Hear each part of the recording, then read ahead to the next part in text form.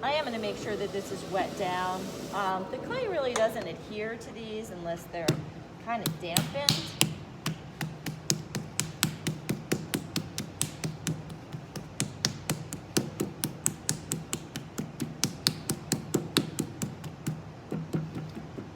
So I'm really doing some work kind of getting this flattened out pretty nicely. I want it to stay as round as possible.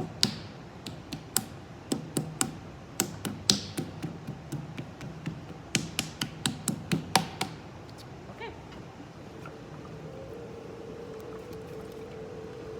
So what I am going to do first is I'm using this part of my hand. So it's like the bone right here. And my elbows are down. And I always hold my sponge in my hand, and this takes sometimes a little bit of practice. I don't saturate it, but so I don't squeeze it the whole time. So I have to be so whenever I need water, I'm squeezing it. And I'm just kind of dragging back.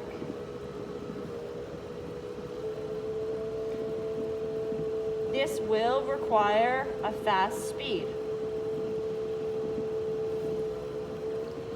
So by doing this, I'm even compressing. So now I'm going to go deeper, and I'm going to pull out. All right, so I'm estimating now like the thickness of the plate.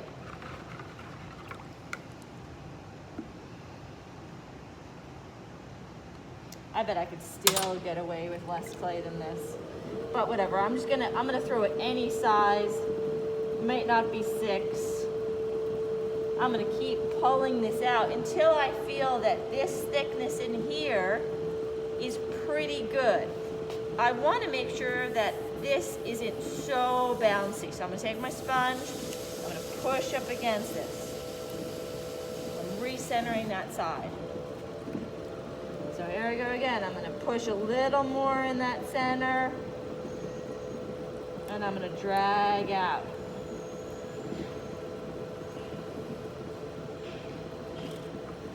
And I'm gonna fix the side. So there's 2 different types of plates that I'm gonna show you. I'm gonna show you a type of plate that has like a flatness and then a flare. And then the other type I'm gonna show you is just gonna be a curve. A low curve. Okay, it's not a bowl, it's a low curve. So, because that's a big thing that happens. So I'm gonna do first the flat one, then it's gonna go out. All right. So what I'm gonna do is I'm gonna start establishing how wide is my plate, and where's my flat part of my plate gonna end, and where's the flange going. So I'm gonna start establishing flatness and where this ends. So I'm gonna use a little bit of pressure from these fingers here and pressure with my sponge. Notice that my wheel speed is still high. All right, so you saw how now this is acting as though it's the rim. This is now where I have to compress. All right, so I could even really establish that more if I wanted to. It's through pressure, thumb under, fingers over, sponge around the whole rim, anchoring down, core muscles tight in order to center. All right, now comes the fun part, compression. Again and again and again. So moving from the side, notice how slow my compression is. I'm not going back and forth, totally compressed. No, slow pressure. You can also use wooden rib tool. Hold tightly to compress. It is okay that it's making that little edge there, because that's even further establishing where that plate base is and where my flange starts moving out. So again, I could use this tool flat once I feel I can do that. I could use it curved if I need to. But my goal is that this is absolutely flat. If you compress well, you will start to feel a difference in how the clay is moving underneath this tool. You will feel that it seems steady and strong. Notice as well that when I'm compressing, I am not gouging clay into the tool. What I don't want to do is I don't want to remove a ton of clay and leave myself with nothing to trim.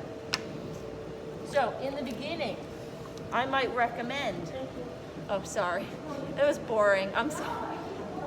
I may recommend to sponge compress until this is totally flat, and then start using your tools. I usually will go back between tools and sponge a lot. Plates are not hard to throw at all. All they do is take a lot of time with compression. How hard? How do I verbalize that? Hard enough that I'm compacting the clay in, but I'm not doing it so hard that I'm gouging fingerprints into it, right? I mean, I'm trying to definitely push the clay down, but I'm not wanting to remove a ton of clay.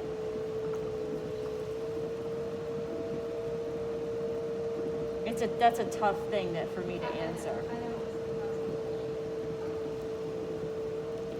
So I definitely feel like this is getting nicely compressed. Again, what I don't want to forget is that I need to always reestablish this angle. So now I'm going to even use my finger even more to establish that corner and where I'm going to start pulling. So again, I'm going to compress using that wooden rib tool to really get that corner. That's a big area that students kind of forget, is really establishing that corner. And this looks messy, it's fine. I'm gonna now clean it up through compression, through my sponge, putting my fingers right in that corner and underneath.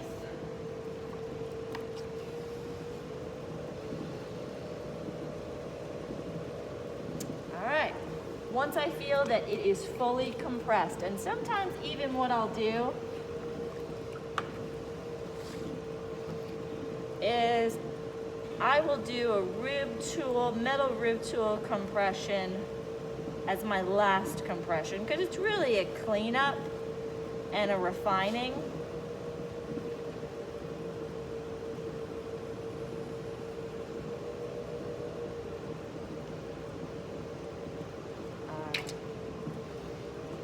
Notice that my wheel speed was up almost the whole time. All right, so now I'm going to make sure this is ready for me to pull. I'm positioning it in a way that it's going to want to go. It's going this direction. All right. Indent. As I pull, I'm putting pressure with that inside hand to pull out. Now, my recommendation, do not pull too much, and do not try and pull it like this, okay?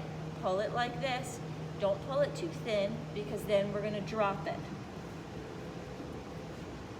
I'm making sure that that edge lip of the plate is nice and compressed. I'm not gonna be able to pull much more at all. If my inside line got erased, I like to have a pretty distinct line just because it's just formally kind of what I like. I'm gonna reestablish that, and that's gonna help me have an understanding as well of how to position this. All right. I'm gonna wet this underneath, put my hand here. Take this tool, put it right at that edge. Push down, push down, push down, push down, down. That's pretty good. Recompress that edge. Re-sponge smooth this out, any of those refining details. If you feel that this is ready to fall, don't do the refining details. Wait until you do that in trimming or when the piece is leather hard. Plates will have their limit, right? All clay has its limit. If you're working on this piece for an excessively long time, it's just so saturated. So when you pull the rim out and you try and drop it, it might just go. It might want to go. So do that carefully, get it down, and if you can't do the refining things, again, wait. Wait till it's set up, wait till your trimming time. I mean, this is pretty nice right now that I can do. A lot of times, I'm not gonna lie, I'll do this detail stuff, like the line, all of that, when I trim. Like, I'll get it tight and perfect. So I will take a little bit of extra time to do that, because sometimes the rib tool, I don't know, it just doesn't do it as nice. I really want it so clean and tight. So I'll usually wait, I'll get it as good as I can, and then I do that later. I definitely want all the water off. I want to make sure this has remained very flat. I am going to try and take off a little bit here. I'm not trying to take anything off to the point where it's like, I won't have to trim. No, all I'm trying to do is give myself a little bit of an undercut for the wire. Don't try and take a whole bunch of this out. What happens a lot of times is that all the stuff gets caught right back up onto the plate, which sucks. It distorts it, because then it jumps up and it bends it up. So don't try and do a bunch of trimming. You're just gonna get a little bit of an undercut. I see that happen to students a lot too, and I'm like, why are you even doing that? You're gonna end up trimming this plate.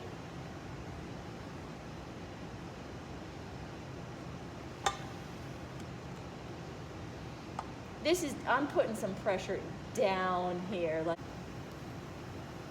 I will turn the wheel on as I'm doing that. It really helps me. It helps me not go like this, right, which is really common. So I did put this little guy out here for my students, because they were throwing on bats as well. Be conscious of how you remove these, especially if you put that little patty of clay, right? It's gonna really be locked on there, so avoid the it's off. If you want to, you can take the time to center this clay. I should maybe demonstrate that. I don't do a lot of centering with plates at all, but I've gotten comfortable to extending it and then centering that side. But sometimes it's a little tricky for people to do. So I'll show as though I'm gonna center it first.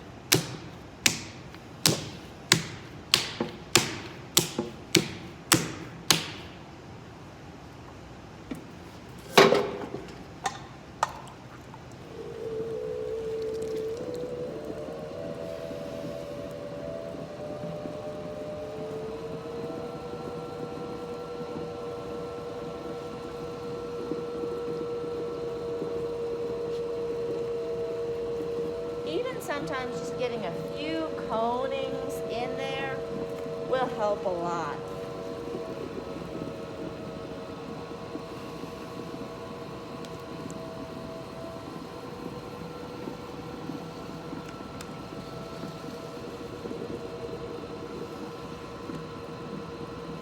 Well, I can't wear that tomorrow.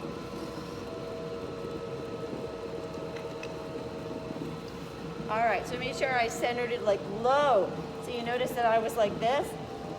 I'm centering down, down, down, down. Like, use your body to be able to do that. So now I could push down and drag out. Now I'm easing up on my pressure, easing, off. And now I'm going to center that side.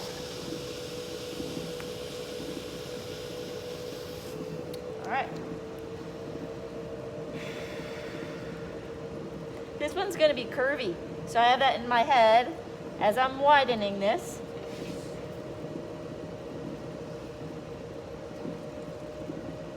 Because I'm kind of widening it like it's a shallow bowl. So I'm having that in my head. Deep, deeper, less.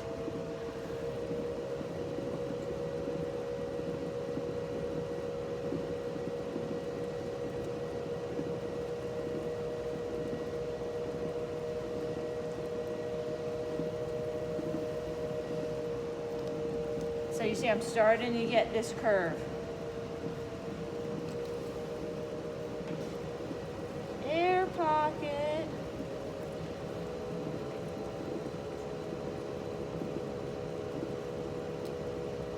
And there it goes. All right. So I'm going to now kind of just reinforce this curve.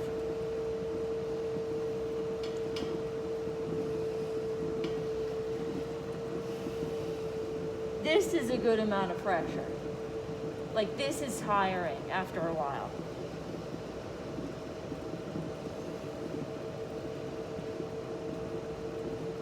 I know that this isn't the most exciting demonstration. It really isn't, because really all I'm doing, half of it is just compression. But I think it's important for you guys to see like how I do things in real time. Like, how much compression do I really put? Notice that I'm putting a slight undercut to this now. Okay?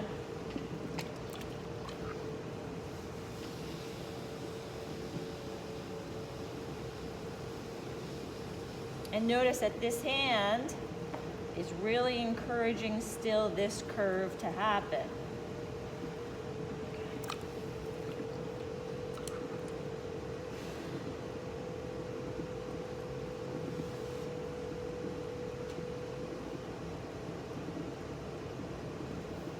All I'm doing right now is compressing.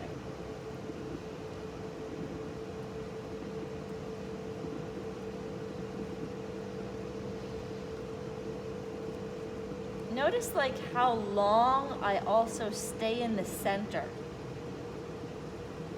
I go from this like the edge to the center. I stay in the center because I want the center to have multiple revolutions. Again, look at the concentric circles that are forming as I'm doing this. In the same sense as when you guys started pulling those taller cylinders, you realized when you were pulling taller, how important it was, at least I think, it was for you to start pulling slower as you're pulling, how long it actually took. Same goes for this. It's one of those things where like you think I'm doing this really quick, but I'm really not.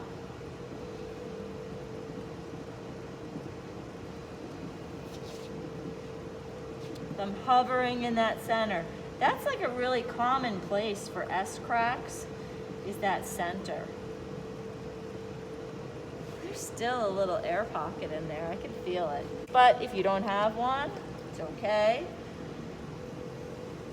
Vince definitely had a collection of everything. Well, I think that he got a lot of tools too for him to try and then write about. Oh, that's right, because he did all that for plate counts. Mm-hmm. So there's a lot of stuff that like he got, I guess, for free. Yeah.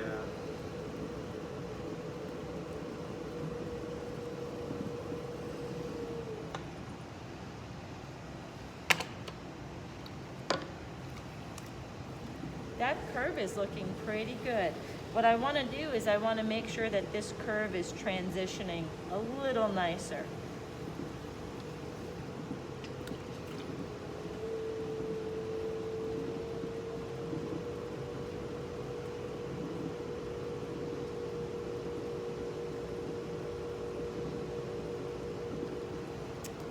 Is looking much better.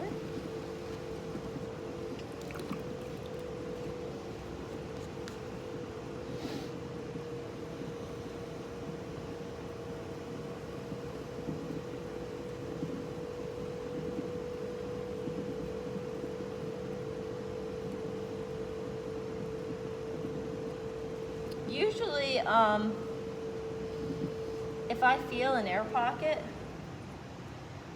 I will compress it until it's gone. I'm pretty sure that one's almost gone. There's something right in there. Sometimes I needle tool stab it and then compress as well.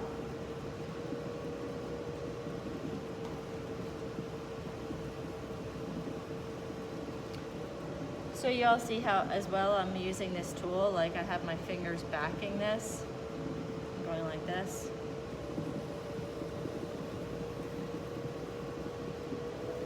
All right, so that's looking pretty good.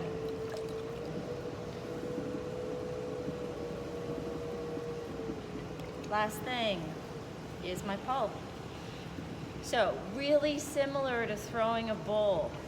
Okay, remember when you like threw bowls and you kept your hand in the interior center in order to kind of form it and shape it? What I don't want to do is I don't want to have my outside fingers right here. Sometimes what happens then is that you totally disrupt the curve.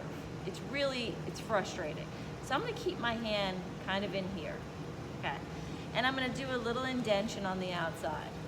So when I do that indentation, you see that little discrepancy now that happened in my plate?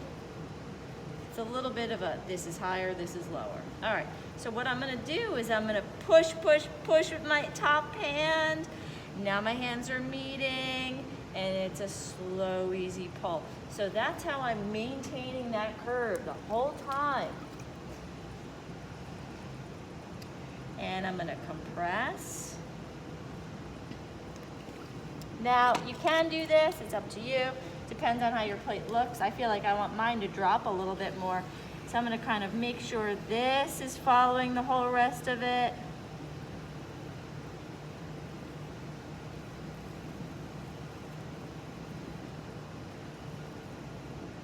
And that's looking pretty good. So notice that when I dropped a little bit of that rim, I didn't start my tool here. I started it here, and I started pushing, pushing, pushing, so that curve was not disrupted. Make sure, I would definitely encourage you guys, Cone 10 reduction is harsh on everything, particularly things that are wide. So you make a wide bowl, right? It has an excessively thin rim. What almost always happens to that bowl? It warps every single time because boom, that's what's gonna happen. Same goes with plates. If you are trying to throw paper thin plates for Cone 10 reduction, you're setting yourself up for failure. Automatic. You need to have some structural strength at that rim. You need to have it have a little bit of to it.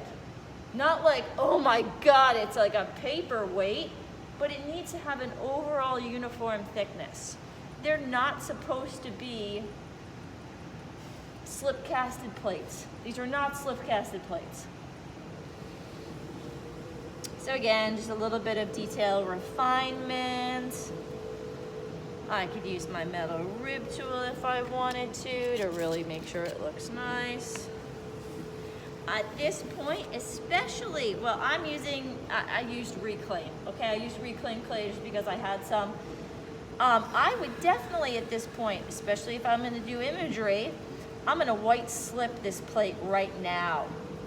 One, it's a really good idea to do it right now because then you're adding moisture to the clay when the clay is wet, okay? So if cracks happen often because of plates in general, don't rehydrate it, add a whole bunch of wetness to the plate when it's drying. You're just asking for cracking.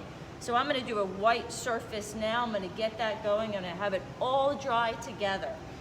That's gonna be really important.